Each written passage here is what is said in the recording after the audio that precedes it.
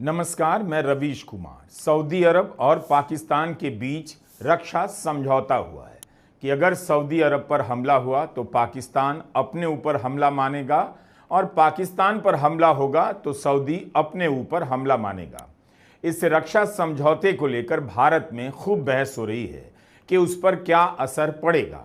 एक मजबूत राय यह है कि सऊदी अरब और पाकिस्तान के बीच समझौता हुआ है, इसका मतलब यह नहीं कि खाड़ी के देशों में भारत कमजोर पड़ गया है। इस राय का मानना है कि भारत और खाड़ी देशों के आपसी संबंध काफी पुराने और गहरे हैं, एक समझौते से बदल नहीं जाएंगे। जिस तरह से पाकिस्तान इसे भारत के संबंध में प्रचारित कर रहा है, यह उसका हल्कापन है, लेकिन इसके विरोध में कहा जा रहा है कि भारत पर गंभीर असर पड़ सकता है, क्योंकि सऊदी अरब के साथ साथ बाकी देश भी अपनी सुरक्षा के कारण पाकिस्तान पर निर्भर हो जाएंगे। अभी इसी अप्रैल के महीने में भारत और सऊदी अरब के बीच रिश्तों के नए मुकाम की बात हो रही थी, रक्षा समझौतों की बात हो रही थी, लेकिन फिर सितंबर आते आते ऐसा क्या हो गया कि पाकिस्तान सऊदी अरब का रक्षा पार्टनर हो गया और भारत के अलग थलग पड़ने की बातें होने लगी। सरकार के समर्थक कह रहे हैं कि भारत ने रूस से तेल खरीदा तो सऊदी अरब नाराज हो गया, लेकिन यह नहीं बता पा रहे कि भारत ने रूस से तेल खरीदने का सौदा किसके लिए किया, क्यों किया। जनता को तो सस्ता पेट्रोल मिला नहीं, फिर किसके फायदे के लिए रूस से तेल खरीदा गया, जिससे नाराज होकर ट्रंप ने भारत पर 25% की अतिरिक्त पेनल्टी लगा दी और अब सऊदी अरब इससे चिढ़कर पाकिस्तान से परमाणु करार कर रहा है। ऐसी ऐसी दलीलें दी जा रही हैं। लगता है चुनाव आयोग में जो लोग वोट चोरी के आरोपों के जवाब में नए नए बहाने बनाते हैं, उन्हीं लोगों को विदेश मंत्रालय भी संभालने के लिए भेज दिया गया है। भारत रूस से तेल यूक्रेन युद्ध के बाद से ही खरीदने लगा था, तब भी खरीद रहा था जब अप्रैल के महीने में प्रधानमंत्री मोदी सऊदी अरब के जेड्डा गए। उसकी हवाई सीमा में प्रवेश करते ही सऊदी अरब ने अपने फाइटर प्लेन से उनके विमान को सलामी और सुरक्षा दी। जमीन पर उतरते ही 21 तोपों की सलामी दी गई और इस सलामी का 11 सेकंड का वीडियो प्रधानमंत्री नरेंद्र मोदी ने अपने YouTube चैनल पर डाला तो उसे 1 करोड़ से ज्यादा व्यूज मिले। विदेश नीति को रील और क्लिप में बदलकर व्यूज तो ले लिए गए, लेकिन इसका जमीन पर क्या असर पड़ता है कभी बताया नहीं जाता। इस बात पर जोर दिया गया कि 40 साल बाद किसी भारतीय प्रधानमंत्री ने जेड्डा की यात्रा की है, लेकिन पहली बार जाएं या ना जाएं या 10वीं बार जाएं, इसका किसी भी देश के साथ संबंधों पर ठोस असर तब पड़ेगा जब उसमें स्थायित्व नजर आएगा। अब यह सब दिखने लगा है। अगर रूस से तेल खरीदने के कारण सऊदी अरब भारत से चिढ़ गया, तब फिर सऊदी अरब ने भारत का इतना जोरदार स्वागत क्यों किया। जिस समय प्रधानमंत्री नरेंद्र मोदी सऊदी अरब गए, उस समय संसद में वक्फ बिल पास हुआ और उनकी इस यात्रा को बढ़ा चढ़ाकर बताया गया कि इसके बाद भी मुस्लिम देश जा रहे हैं, क्योंकि उनके संबंध कूटनीतिक हैं और व्यक्तिगत हैं। इन सब बातों का कभी भी बड़े स्तर पर असर नहीं होता है। प्रधानमंत्री नरेंद्र मोदी गए, भारत के अखबारों में जो हेडलाइन बनी उसमें रक्षा पर बहुत जोर दिया गया। बताया गया कि सऊदी अरब में मोदी मोदी के नारे लगे। हिंदी हो या अंग्रेजी के अखबार, हर हेडलाइन में रक्षा या डिफेंस का जिक्र मिलेगा। लेकिन 4 महीने के बाद सऊदी अरब पाकिस्तान के साथ सबसे बड़ा रक्षा समझौता करता है। जब भारत के प्रधानमंत्री सऊदी अरब जाते हैं और सऊदी अरब अपने लड़ाकू विमानों से उन्हें बीच हवा में सम्मान देता है, तो गोदी मीडिया भारत को विश्वगुरु, विश्व शक्ति के रूप में बताने लग जाता है। सऊदी अरब के साथ रक्षा समझौते के लिए जब पाकिस्तान के प्रधानमंत्री शहबाज शरीफ सऊदी गए, तो ठीक उसी तरह से सऊदी अरब के विमानों ने इनके विमान को हवा में सलामी दी, जैसे अप्रैल के महीने में प्रधानमंत्री नरेंद्र मोदी के विमान को दी गई। शहबाज शरीफ ने ट्वीट भी किया कि रॉयल सऊदी एयरफोर्स के जहाज़ों ने अप्रत्याशित रूप से सलामी दी है। यह बताता है कि सऊदी अरब और पाकिस्तान के बीच आपसी भरोसा और प्यार कितना गहरा है, शहबाज शरीफ कहते हैं। बात यह है कि गोदी मीडिया ने विदेश नीति को देखने का या दिखाने का तरीका ही बदल दिया है। प्रधानमंत्री नरेंद्र मोदी किसी देश की यात्रा पर निकलते नहीं कि यात्रा को सफल बता दिया जाता है, उन्हें विश्वगुरु कहा जाने लगता है। लेकिन अब दिख रहा है कि पिछले 3-4 महीनों में पाकिस्तान किस तरह से हर महफिल में स्थान पाता जा रहा है। पाकिस्तान की आर्थिक स्थिति नहीं बदली, वह भारत की तरह चौथी या पांचवी बड़ी आर्थिक शक्ति नहीं बना, लेकिन खाड़ी के देशों में सैनिक शक्ति के रूप में उसे सम्मान तो मिल ही गया। अपनी आर्थिक हालत का सच पाकिस्तान को पता है। इसके बाद भी ऐसा क्या हुआ कि पाकिस्तान हर जगह दिखाई देने लगा है। ट्रंप पाकिस्तान की सेना के प्रमुख के साथ लंच पर 2 घंटे बिताते हैं, पाकिस्तान के प्रधानमंत्री की तारीफ करते हैं, शंघाई कोऑपरेशन ऑर्गेनाइजेशन में पाकिस्तान को आतंकवाद से लड़ने की कमेटी का अध्यक्ष बनाया जाता है। क्या आपने इस पर प्रधानमंत्री नरेंद्र मोदी का कोई बयान देखा है? देखा हो तो बताइएगा। कोई तो है जो कंधे पर हाथ रखकर पाकिस्तान को अपना दोस्त बनाकर इस पार्टी से उस पार्टी में घुमा रहा है। हम फिल्म तो एक ही देख रहे हैं, लेकिन उसमें कभी हीरो देवानंद दिखाई देते हैं तो कभी शशि कपूर। फिल्म कैसी बनेगी यह तय इस्राइल कर रहा है, पैसा किसका लगेगा जाहिर है जवाब मुश्किल नहीं। जिस दिन सऊदी अरब और पाकिस्तान के बीच रक्षा समझौता हुआ उस दिन अमेरिका के सेंट्रल कमांड के प्रमुख एडमिरल ब्रैड कूपर ने भी सऊदी के प्रिंस MBS से मुलाकात की थी। अप्रैल महीने में प्रधानमंत्री मोदी ने सऊदी अरब के प्रिंस मोहम्मद बिन सलमान MBS को अपना भाई कहा था। 2019 में MBS ने प्रधानमंत्री मोदी को अपना बड़ा भाई कह दिया। भाई से याद आया, प्रधानमंत्री मोदी कतर के अमीर को भी भाई कहते हैं, संयुक्त अरब अमीरात के राष्ट्रपति को भी भाई कहते हैं, लेकिन असल में भाई कोई और हो गया। सऊदी अरब ने पाकिस्तान के साथ रक्षा समझौता कर लिया। जो भी हुआ, क्यों हुआ और जो हुआ उसका भारत पर क्या असर पड़ेगा? डिफेंस कॉरिडोर, स्वदेशी रक्षा उत्पादनों के बड़े बड़े आसमानी दावों से हिंदी के अखबार भरे पड़े मिलेंगे और इस इलाके के देश रक्षा के लिए भरोसा करते हैं पाकिस्तान पर। सऊदी अरब के प्रिंस MBS के साथ इस तस्वीर में पाकिस्तान की सेना के प्रमुख आसिम मुनीर भी नजर आ रहे हैं, जिनके भड़काऊ बयान को पहलगाम आतंकी हमले से जोड़ा जाता है। क्या भारत इस रक्षा समझौते के बाद पाकिस्तान की खुलकर निंदा कर पाएगा, उसे आतंकवाद का बढ़ावा देने वाला देश कहेगा, तो फिर सऊदी को कैसा लगेगा? क्या सऊदी अरब के सामने भारत कह पाएगा कि आपकी मदद से, आपके दिए हुए हथियारों और पैसों का इस्तेमाल पाकिस्तान आतंकवाद को बढ़ावा देने में कर रहा है? गल्फ कोऑपरेशन काउंसिल ने कहा है कि कतर पर अब कोई भी हमला होगा तो माना जाएगा पूरे सिस्टम पर हमला हुआ है। एक तरह से कतर पर हमले के कारण पूरे इलाके में पाकिस्तान एक अनिवार्य सहयोगी के रूप में स्थापित हो गया। कतर पर हमले के बाद क्या किसी को इस इलाके में भारत की सक्रिय भूमिका नजर आई है, इसके बारे में भी जानकारी दे देनी चाहिए। मूल बात है कि जन्मदिन पर बधाई देना, 21 तोपों की सलामी लेना, गले लग जाना और गले पड़ जाना, इन बातों से माहौल बन जाता है। कूटनीति के रिश्ते किसी और धरातल पर बदलते हैं और वह धरातल तेजी से बदल रही है। विदेश नीति के मामले अब कुर्सी पर आराम से बैठकर सोचने समझने वाले नहीं रहे।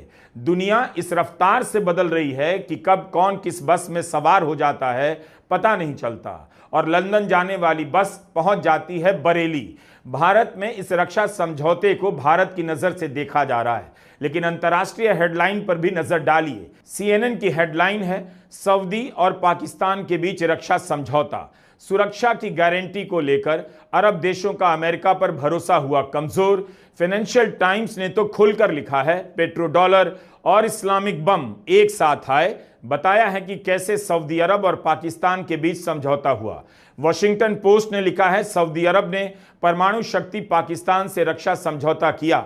वॉल स्ट्रीट जर्नल ने लिखा है, कतर पर हमले के बाद अमेरिका में भरोसा कमजोर, सऊदी अरब ने नई सुरक्षा गठजोड़ बनाई। हम ये नहीं कहते कि पश्चिम की मीडिया ने जो लिखा है उस पर कूद पड़िए, गले लगा लीजिए, लेकिन पता चलता है पश्चिम का मीडिया इस समझौते को कैसे देख रहा है। उनका जोर इस बात पर है कि अमेरिका को लेकर भरोसा कम हुआ है, इसलिए सऊदी अरब ने परमाणु शक्ति संपन्न देश पाकिस्तान के साथ समझौता किया।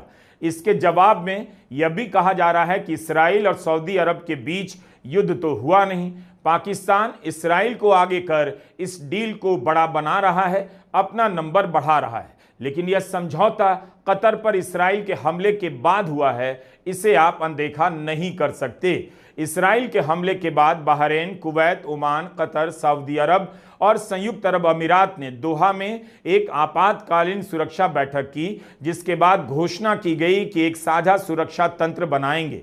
इस बैठक में पाकिस्तान भी शामिल था और उसकी ओर से एक अरब इस्लामिक टास्क फोर्स की स्थापना की मांग की गई।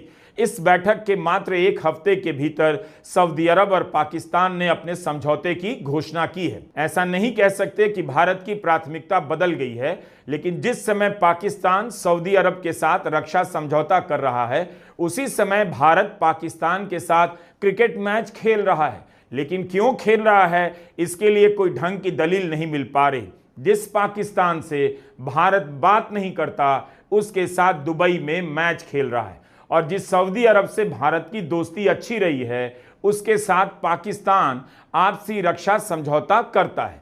इसलिए भारत के विदेश मंत्रालय की प्रतिक्रिया मुझे संतुलित नजर आई।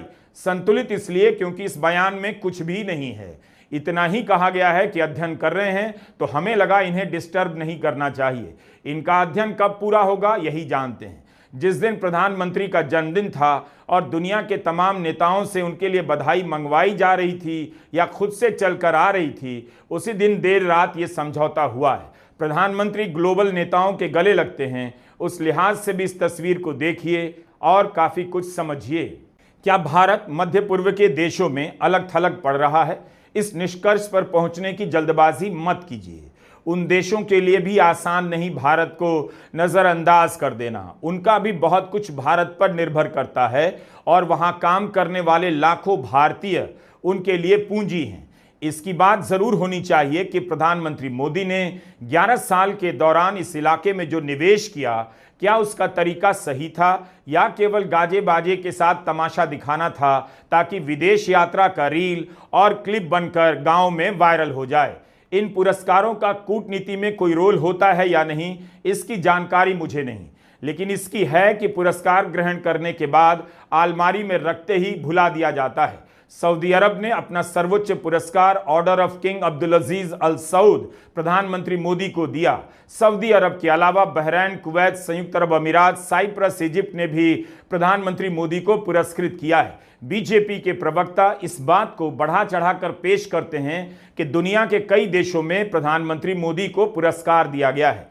क्या यह किसी विदेश नीति की सफलता का पैमाना हो सकता है? पिछले कुछ वर्षों में भारत और सऊदी अरब के रिश्ते मजबूत हुए हैं। प्रधानमंत्री मोदी 3 बार सऊदी अरब का दौरा कर चुके हैं। ऐतिहासिक रूप से देखा जाए तो पाकिस्तान सऊदी अरब पर आर्थिक रूप से आश्रित रहा है। दोनों के बीच सुरक्षा उपकरणों और सैन्य सहायताओं का लेन देन रहा है, मगर यह पहली बार है कि पाकिस्तान ने सऊदी अरब के साथ व्यापक डील की है, जिसका असर दोनों देशों के बीच होने वाले व्यापार पर भी पड़ेगा। इस बात की पड़ताल जरूर की जानी चाहिए कि इसराइल के प्रति विशेष मोह के कारण प्रधानमंत्री मोदी ने इसराइल के अलावा क्या हासिल किया और क्या गंवा दिया।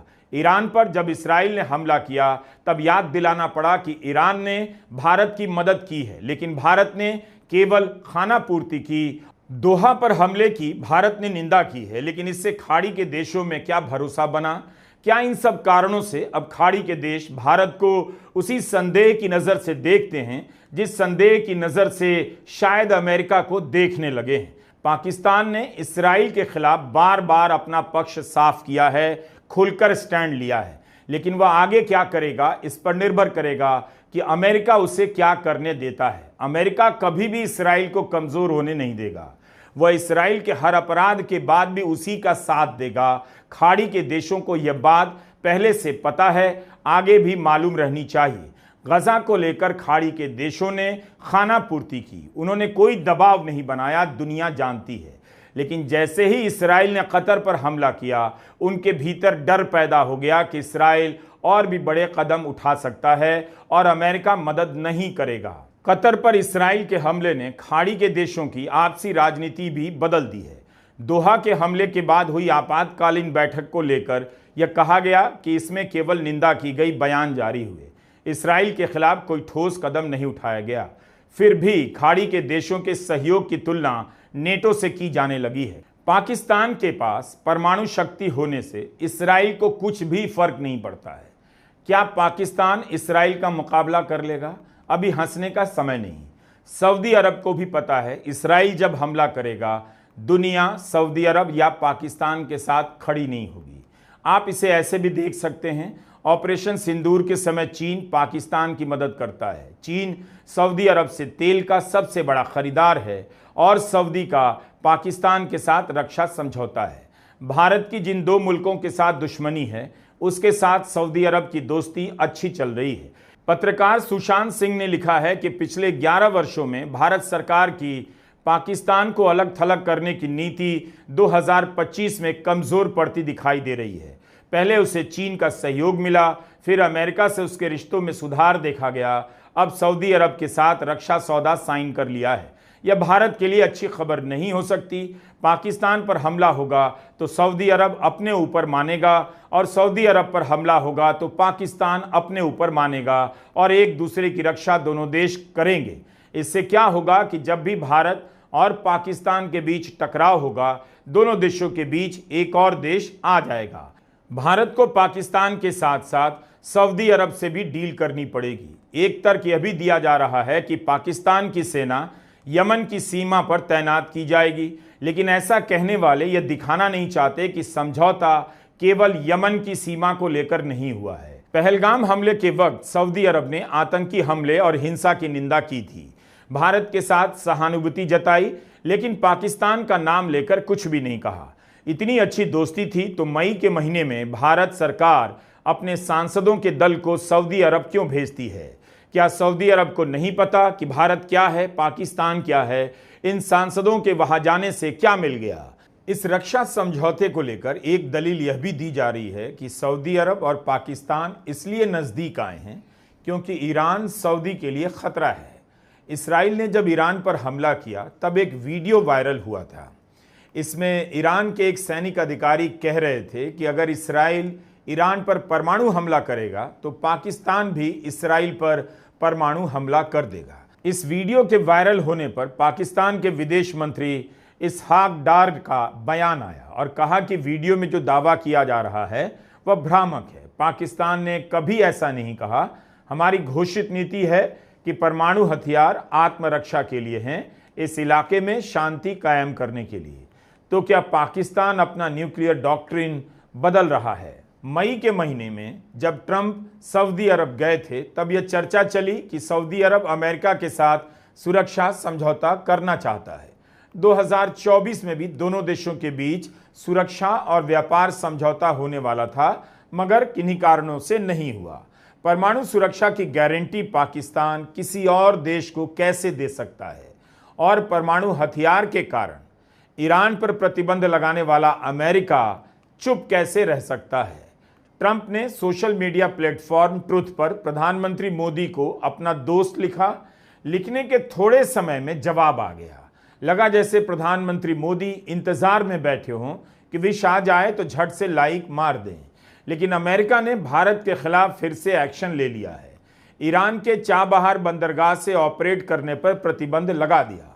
ईरान पर जब परमाणु हथियार के कारण प्रतिबंध लगाया गया तब अमेरिका ने भारत को रियायत दे दी। 2018 से ही भारत ने यहां पर बड़े पैमाने पर निवेश किया, मगर अब नहीं कर पाएगा। पिछले ही साल मोदी सरकार ने 10 साल की लीज पर हस्ताक्षर किए। रूस से तेल खरीदने पर भारत पर 25% पेनाल्टी लग गई, तब भी भारत ने तेल खरीदना बंद नहीं किया। क्या प्रतिबंध के कारण चाबहार से ऑपरेशन बंद होगा? उधर चीन पाकिस्तान के ग्वादर में बंदरगाह बना रहा है। इसी के मुकाबले के लिए भारत ने चाबहार का रास्ता निकाला ताकि पाकिस्तान के बगैर उसकी पहुंच मध्य एशिया और अफगानिस्तान तक हो जाए। चीन के करीब होने के बाद भी पाकिस्तान को इनाम मिल रहा है। यही नहीं, अमेरिका ने ड्रग्स की तस्करी करने वाले देशों की सूची में भी भारत का नाम डाल दिया है। सऊदी अरब और पाकिस्तान के बीच रक्षा करार को लेकर भारत खारिज करता रहेगा, जैसे गलवान में चीन के अतिक्रमण को खारिज करता रहा, जैसे ट्रंप के टैरिफ को लेकर खारिज करता रहा। भारत की कूटनीति का गजब दौर है। फेल हो जाने पर भी टॉपर होने की घोषणा कर दी जाती है। भारत के पड़ोसी देशों के साथ रिश्तों पर व्यापक बहस की जरूरत है, लेकिन मोदी सरकार और गोदी मीडिया को भरोसा है कि उन्होंने हिंदी की गरीब जनता के बीच विदेश नीति का मतलब वीडियो नीति बना दिया है। जनता को केवल वीडियो चाहिए और वीडियो की सप्लाई हो जाती है। जहाज की सीढ़ियों पर चढ़ते हुए उतरते हुए लोगों के स्वागत के वीडियो, उन्हें देखते ही देवता की तरह याद करने वाले भावुक लोगों के वीडियो, रोते हुए हंसते हुए, इस तरह के वीडियो को ही हिंदी के गांव कस्बों में विदेश नीति के रूप में बेचा गया। लेकिन जैसे ही दुनिया एक जटिल मोड़ पर पहुंचती है, भारत की भूमिका गायब नजर आती है। चीन की यात्रा के दौरान बहुत सारे वीडियो बनाए गए, उन्हें अब कोई नहीं पूछ रहा, ना कोई उनकी बात कर रहा है कि उन दिनों की मुलाकातों से क्या निकला। प्रधानमंत्री मोदी लगता है खुद ही निकल आए हैं, अब ट्रंप के साथ मिलने और वीडियो बनाने के इंतजार में। देश बदल चुका है, लोकतंत्र की संस्थाएं इतनी कमजोर कर दी गई हैं कि गोदी सेठों की मौज हो गई है। अगर अब भी आपने गंभीरता से चीजों को नहीं लिया, राजनीति और कूटनीति को क्लिप और रील समझ लिया, तो आने वाला समय अच्छा नहीं होगा। बाकी व्हाट्सएप अंकिल इन दिनों क्या कर रहे हैं, बहुत दिनों से उनकी कोई खबर नहीं आई। नमस्कार, मैं रवीश कुमार।